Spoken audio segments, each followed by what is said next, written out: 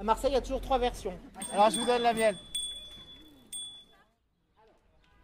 Il s'agit au rez-de-chaussée de l'école des beaux-arts, avec toutes les différentes disciplines.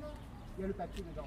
Celle qui m'intéresse étant l'architecture, qui était sur la droite, près de la fontaine, là.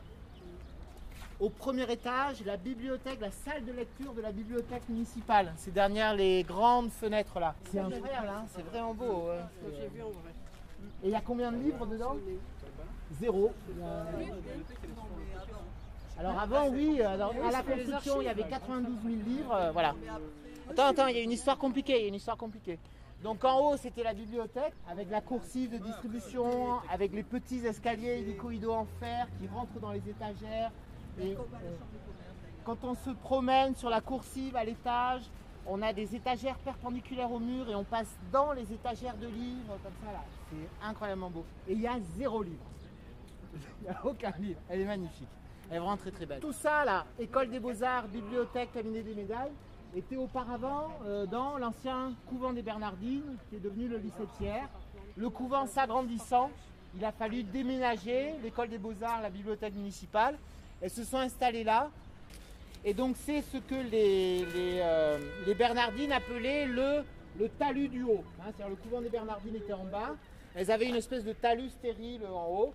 Et quand ça devient le lycée Thiers, le lycée a donné ce talus à la ville pour qu'elle puisse mettre son palais là, qui est comme ça. Alors c'est une espèce de délire néo-renaissance, moitié Louis XIII. Dans la manière d'Espérandieu, j'apprécie énormément sa manière de remplir le vide, moi. Par exemple, vous voyez, il y a des espèces de grands vides au-dessus des arcades et il est ponctué avec des petites étoiles à 5 branches. Hein. Il est délicieux, il ne faut pas laisser de vide, quoi. Il faut que partout ça dise quelque chose. Donc la façade est extrêmement didactique et elle veut parler de l'histoire de l'art. Donc on arrive à lire de gauche à droite, vous avez des niches avec des bustes et au-dessus des bustes, dans la partie plane autour des arcades, vous avez des architectures sculptées en bas-relief.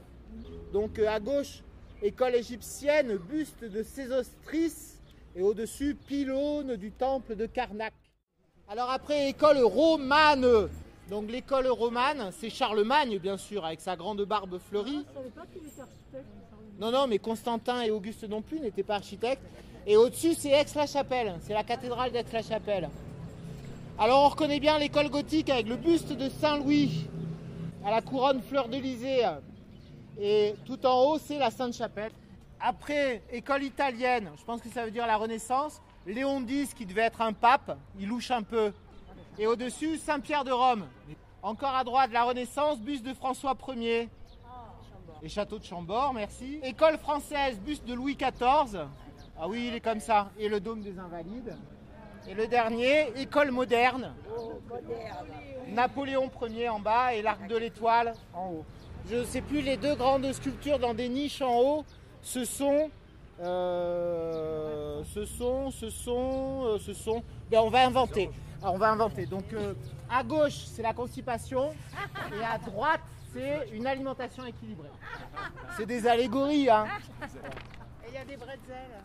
Oui, il y a des bretzels. Ouais, c'est l'alimentation équilibrée.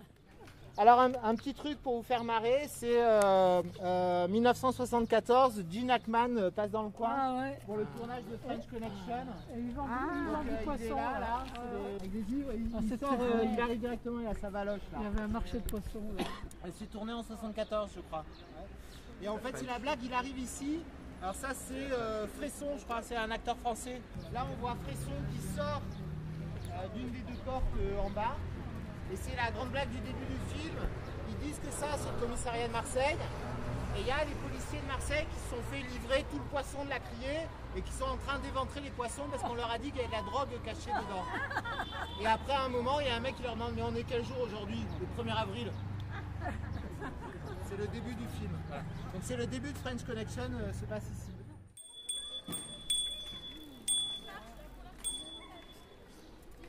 Allez, on y va.